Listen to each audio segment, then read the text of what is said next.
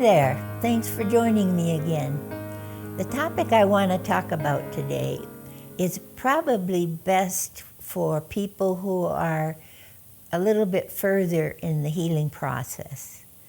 The stages, as you know, can be at the very beginning when there's such confusion about what's going on, and then as we find healing and move more toward total wholeness, there's just many things that happen along the way that make it difficult for the core to lead. And by the core, I mean us, the body age. So if we're 34 and we have lots of parts that might be younger, there is us, the core, who's 34. So I'm talking about body age. So how can we help the core learn to lead or be in charge? At the beginning, there's so much triggering and different parts sort of pop up and want to talk, or they do things or whatever, and it's really hard to manage in some ways. And I try to think, why would it be difficult for the core to be up, as I call it, and strong, and be in charge of their day? Well, I think one of the first things is that there are areas in our healing process that we can't control just yet, like triggering. There can be going along normally from the day, and then we get triggered, and some part will be strong, and we sort of recede into the background. But one of the words that is often used for this is co-conscious. And what we mean by that is that we're aware that the parts are doing and saying things, but we really aren't strong to the point where we can come forward and control the situation. What happens is it's almost like a dream where you sort of listen and you hear conversations and you know what's going on, but you really can't take charge at that point. So that's one reason why it may be difficult for the core to lead. Sometimes they use the word somnambulistic. That's a fancy word.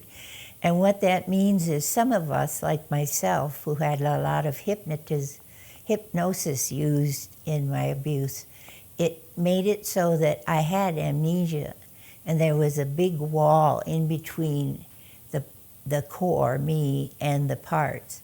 And so I wouldn't be aware of what the parts were saying or doing. I remember when I would have a counseling session, sometimes we'd start out and I was sitting in the chair here, and then I'd sort of come to, and I'd be sitting in a different chair, and sometimes I even had taken my shoes and thrown my shoes off, and I had no idea what happened in between there.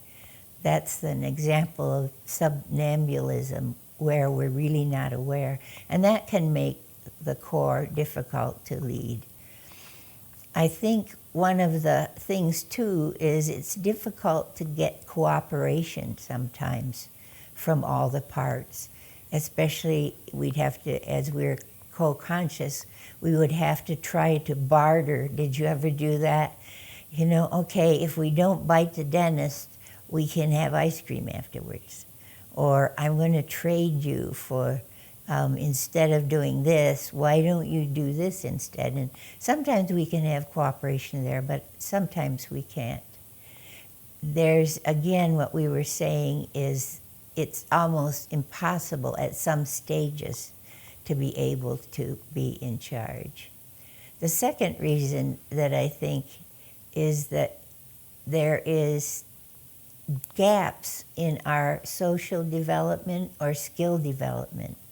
Sometimes the best way for me to develop those skills was to watch people. I remember about, probably midway in my healing, I used to be really puzzled because if somebody brought a brand new baby into a meeting I was at or a class, I was amazed at the women's response. Every one of them was like, oh, let me hold her, you know, what a cute baby. And they were saying things like this. And I had no intention to hold a baby. Why would I want to hold a baby? And I just didn't have any emotional feeling toward this baby. But the more I watched how the other women responded and imitated that, the more the emotional response and connectedness to that grew. So that's kind of just an example of what I call growing up backwards, where we really don't have the skills to have the core leading 100% of the time. But as we grow in social skills and spiritually, then it makes it so much easier for us to have the core lead. I think that the third reason why it might be difficult for the core to lead is we're kind of afraid of the responsibility of being up and present for 24/7. There's responsibilities that we don't take on. For example, if we're able to work, we probably have a part that is a fantastic secretary and she goes to work. So we don't have to do that responsibility, or something else comes up, like going to the doctors, which can be so difficult. Another part comes up, and so we don't have to do that. And it's almost like, it seems like it would be an overwhelming responsibility if we were up and strong for 24/7.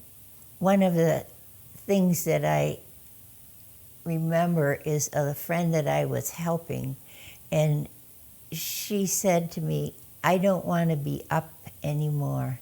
I'm going to let my parts be up totally."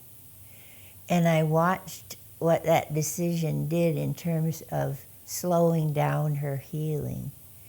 So I think it's a topic that we can really maybe take to the Good Shepherd and say, I don't really feel comfortable being the core and being strong and sort of coordinating everything on the inside, but would you help me mature in that area so that my body age begins to be stronger?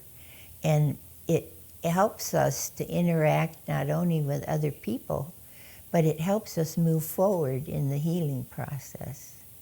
Well, thanks for joining me. I hope the suggestions we've said may be helpful to some. See you next time. Bye-bye.